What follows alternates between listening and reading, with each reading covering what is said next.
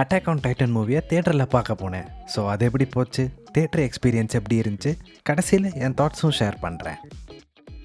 Attack on Titan மூவியை பார்க்க போகிறோம்ல, so அந்த ஃபீல் இருக்கணும்னு இந்த ரிங்கை தான் நான் போட்டுட்டு போனேன்.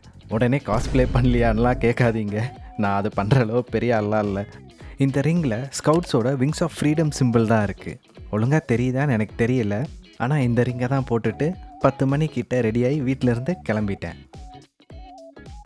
அதுக்கப்புறம் ஃப்ரெண்டு கூட பஸ் ஸ்டாண்ட் வரைக்கும் வண்டியில் போயிட்டு அங்கேயே பார்க் பண்ணிவிட்டு பஸ்ஸு பிடிச்சி கிளம்பிட்டோம். தியேட்டருக்கு பஸ்ஸில் போய் ரீச் ஆக 1 மணி நேரம் இல்லை அதை விட கொஞ்சம் அதிகமாக கூடயும் ஆச்சு. ஆனால் பஸ் ஜேர்னி போர் அடிக்கல. ஏன்னா பஸ்ஸில் போகும்போதே attack on Titan movie release ஆகிற பற்றி நான் போட்ட ஷார்ட்டை எடிட் பண்ணிகிட்டே தான் போனேன். வாய்ஸ் மட்டும் மார்னிங்கே ரெக்கார்ட் பண்ணி வச்சிட்டேன். அதனால தான் இப்படி உட்காந்து எடிட் பண்ண முடிஞ்சது. அப்படியே எடிட் பண்ணிக்கிட்டு ஃப்ரெண்டு கூட கதை பேசிக்கிட்டு பஸ் ஸ்டாப்பு வந்துடுச்சு. இறங்கி தியேட்டருக்கு நடந்து போயிட்டோம். அங்கே உள்ளார போகலான்னு பார்த்தா பக்கத்துலேயே தளபதியோட செல்ஃபி பூத்து தான் வெல்கம் பண்ணுது. ஃபோட்டோ எடுக்கலையான்னு கேட்காதீங்க, ஃபோட்டோ எடுக்கிற அளவு கான்ஃபிடென்ஸ்லாம் இல்லை என்கிட்ட. அப்புறம் அந்த பூத் பக்கத்தில் இருக்க ஒடிசியோட ஐமேக்ஸ் போஸ்டரை பார்த்த உடனே கவலையாயிருச்சு. ஏன்னா என்னால் அந்த மூவி ஐமேக்ஸில் பார்க்க முடியல, பட்ஜெட்டை தாண்டி ரொம்ப போயிருச்சுன்னு. அதனால் ஊர்லேயே இருக்க தியேட்டரில் பார்த்துட்டேன். ஆனால் இந்த டைம்லைன் எவ்வளோ வியர்டாக இருக்குன்னு பாருங்கள். அனிமே படம் பார்க்க போகிறேன், வாசலில் தளபதியோட செல்ஃபி பூத் வணக்கம் சொல்லுது, பக்கத்துலேயே ஒடிசியோட பெரிய போஸ்டர் வேறு இருக்குது. சரி, அப்புறம் வெளியிலேயே இருக்க வேணான்னு சொல்லிட்டு உள்ளார போயிட்டோம். ஆனால் உள்ளார போனால் ஒரே காலியாக இருக்குது. எனக்கு வேறு ஐயோ ஃபில் ஆகுதோன்னு டவுட் வந்துருச்சு. ஏன்னா அந்த கூட்டமாக அந்த வைபிள்னா ஒரு மாதிரி நல்லாவே இருக்காதேன்னு. அப்புறம் பார்த்தா கொஞ்சம் கொஞ்சமாக ஃபில் ஆயிடுச்சு. அப்புறம் சரி நல்லா ரெடியாகி மூவி ஸ்டார்ட் பண்ணிடுவாங்கன்னு உட்காந்தா போட ஆரம்பித்தாங்க பாருங்கள் ஆட்ஸு. எப்பா எவ்வளோ நேரத்துக்கு ஆட்ஸ் ஓடிக்கிட்டே இருந்துச்சு தெரியுமா. ஆனால் அட்லீஸ்ட் ஸ்பைடர்மேன் ட்ரெய்லர் போட்டாங்க, அது பார்க்குறதுக்கு நல்லாவே இருந்துச்சு. இந்த மூவியும் எப்படியாச்சும் தியேட்டரில் தான் பார்க்கணும். ஆனால் இந்த மாதத்தில் ரிலீஸ் ஆன படத்தை பார்க்குறதுக்குள்ளாரியே வாலெட் ஃபுல்லாக கரைஞ்சிருச்சு. சரின்னு அப்படியே மிக்ஸ் ஃபீலிங்ஸில் இருக்கும்போது ஃபைனலாக மூவி ஸ்டார்ட் ஆச்சு. மூவி ஃபுட்டேஜ் எதுவும் காமிக்க வேணான்னு பார்க்குறேன், பிரச்சனையில் மாட்டிக்க வேணான்னு. மூவி பார்த்து முடித்து வெளியில் வந்ததுக்கப்புறம் அந்த போஸ்ட் கிரெடிட் சீன் தான் மனசில் ஓடிட்டே இருந்துச்சு. ஓவரால் எக்ஸ்பீரியன்ஸ் செம்ம சாட்டிஸ்ஃபைங்காக இருந்துச்சு. சரி, இப்போ இந்த மூவி பற்றி எனக்கு என்ன தோணுச்சுன்னு சொல்கிறேன்.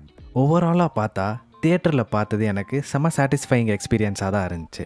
ஃபைனல் சீசனோட கடைசி 2 பார்ட்டும் லேப்டாப்பில் தான் பார்த்தேன். ஆனால் பிக் ஸ்க்ரீனில் பார்க்குறதுக்கும் வீட்டில் உட்காந்து பார்க்குறதுக்கும் நல்லாவே டிஃப்ரென்ஸ் இருந்துச்சு.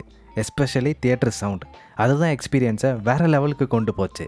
ஆக்சுவலி இந்த மூவி பார்த்த அப்புறம் அட்டாக் ஆன் டைட்டன் சீரீஸை இன்னும் அதிகமாக அப்ரிஷியேட் பண்ண ஆரம்பிச்சிட்டேன். முன்னாடி ஃபைனல் சீசன்னா final season part 2, final season the final chapter, special 1, special 2 இப்படி பேரை வச்சு இழுத்துக்கிட்டே இருந்தாங்க.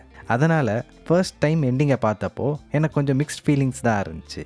ஆனால் இப்போது எல்லாத்தையும் ஒரே சிட்டிங்கில் பார்க்குறதுனால ப்ராப்பர் க்ளோஷர் கிடைச்ச மாதிரி இருந்துச்சு. ஸ்டோரியும் பெட்டராக அப்சர்வ் பண்ண முடிஞ்சது, கேரக்டர்ஸையும் இன்னும் நல்லா புரிஞ்சிக்க முடிஞ்சது. ஹானஸ்ட்லி இப்போ என்டையர் சீரீஸை மறுபடியும் ரீவாட்ச் பண்ணலாம்னே தோணுது. இன்னொரு விஷயம் சொல்லும், ஹாஞ்சி தான் என்னோடய ஃபேவரட் ஸ்கவுட் கேரக்டர். உங்களுக்கு கேட்குறது கொஞ்சம் வியர்டாக தான் இருக்கும், ஆனால் நான் உண்மையாக தான் சொல்கிறேன். ஸோ ஹாஞ்சியோட சீன்ஸ் தேட்டரில் பார்க்கணுன்றதுக்காகவே நான் போயிருந்தேன். ஆல்சோ என்னோடய அடுத்த ஃபேவரட் கேரக்டர் லீவையோட பீப்ளேட் மூமெண்ட்ஸ் பார்க்குறதுக்காகவும் தான் போயிருந்தேன்.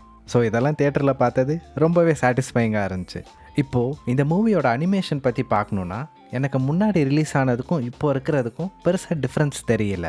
ஒரு அனிமே எபிசோடை தேட்டரில் பார்த்த மாதிரி தான் இருந்துச்சு. ஆனால் சவுண்ட் மிக்சிங் தான் அதோட பிக்கெஸ்ட் அப்கிரேடுன்னு நான் சொல்லுவேன். இருந்தாலும் எனக்கு ஒரு சின்ன விஷயம் இருந்துச்சு. இது எனக்கு ஃபைனல் பார்ட்டை வீட்டில் பார்க்கும்போதே தோணுச்சு. ஃபைனல் பார்ட்ஸில் யூசி பிக் கேர்ள் இல்லை ஆஷஸ் ஆன் தி ஃபயர் மாதிரி ட்ராக்ஸை இன்னும் கொஞ்சம் யூஸ் பண்ணியிருந்தா சூப்பராக இருந்திருக்கும்னு தோணுச்சு. ஏன்னா அவங்க ஒரு சீசன்லேயும் பழைய பிஜிஎம்மை மாடிஃபை பண்ணி போடுறது இல்லை புது பிஜிஎம் இன்ட்ரடியூஸ் பண்ணுறதுன்னு ஃபைனல் பார்ட்ஸில் அப்படி தான் இருந்துச்சு. ஸோ அந்த ஒரிஜினல் சூப்பராக இருந்த பிஜிஎம்ஸ் எல்லாம் தியேட்டரில் கேட்டிருந்தா பயங்கரமாக இருந்திருக்கும். தியேட்டரில் பார்க்கும்போது காமான சைலண்டான மூமெண்ட்ஸ்லாம் எனக்கு இன்னும் கனெக்ட் ஆன மாதிரி ஃபீல் ஆச்சு. எரன் அண்ட் ஆர்மினோட அந்த கடைசி கான்வர்சேஷன், மிகாசாவோட சீன்ஸு, அதெல்லாம் பார்க்குறதுக்கு இன்னும் நல்லாவே இருந்துச்சு. ஆனால் மிகாசா அந்த ஹெட்டு கூட பண்ணுற விஷயம் இன்னும் எனக்கு பார்க்குறதுக்கு வியர்டாக தான் இருக்குது. அண்ட் இந்த மூவியில் புது சீன்ஸ் இல்லை எக்ஸ்டெண்டட் சீன்ஸ் இருந்துச்சுன்னு கேட்டிங்கன்னா அதெல்லாம் இல்லை. புது போஸ்ட் கிரெடிட் சீன் மட்டும்தான் இருந்துச்சு. ஒரு வேளை யாராச்சும் பார்க்க போனீங்கன்னா இந்த போஸ்ட் கிரெடிட் சீன் பற்றி ஸ்பாயில் பண்ண வேணான்னு பார்க்குறேன். ஆனால் ஒன்று மட்டும் சொல்கிறேன், இதில் லைட்டாக 4th வால் பிரேக் பண்ணுற மாதிரி எலிமெண்ட் இருக்கும். அதில் சின்னதாக ஆத்தரோட மெசேஜ் ஃபேன்ஸுக்கு இருக்கிற மாதிரி இருக்கும், ஆனால் லிட்ரலாக இருக்காது. ஸோ ஓவரால் இப்படி கிளம்பி ஊர் விட்டு ஊர் போய் அட்டாக் ஆன் டைட்டன் மூவியை பார்த்தது ஒர்த்தான்னு கேட்டால் எனக்கு ஒர்த்துன்னு தான் ஃபீல் ஆகுது. ஏன்னா இந்த அனிமேவை நான் இன்னும் அப்ரிஷியேட் பண்ண ஸ்டார்ட் பண்ணிட்டேன். அதனால் போனதுக்கு நான் ரொம்ப ஹாப்பி தான். ஆல்சோ இந்த மாதிரி vlog மறுபடியும் வருமா வராதான்னு எனக்கு தெரியல. ஏன்னா என்னோடய கண்டென்ட் பார்த்தாலே தெரியும் நான் vlogger மாதிரிலாம் இல்லை. இந்த எக்ஸ்பீரியன்ஸ் கொஞ்சம் டிஃப்ரெண்ட்டாக இருக்கேன்னு ட்ரை பண்ணி பார்க்கலான்னு ரெக்கார்ட் பண்ணேன். மேபி ஃப்யூச்சரில் இந்த மாதிரி ஏதாச்சும் அனிமே ஈவெண்ட்ஸ் வந்தால் இப்படி ஒரு வீடியோ வரலாம், இல்லை வராமலும் போகலாம். ஆனால் இவ்வளோ தூரம் இந்த வீடியோ பார்த்ததுக்கு ரொம்பவே தேங்க்ஸ். இந்த வீடியோ எப்படி இருந்துச்சுன்னு சொல்லுங்கள். அதை கேட்டு தான் மேபி எடுக்கலாமா ஃப்யூச்சரில் இல்லை வேணாமான்னு எனக்கும் தோணும். And once again thanks for வாட்சிங். அடுத்த வீடியோவில் பார்க்கலாம்.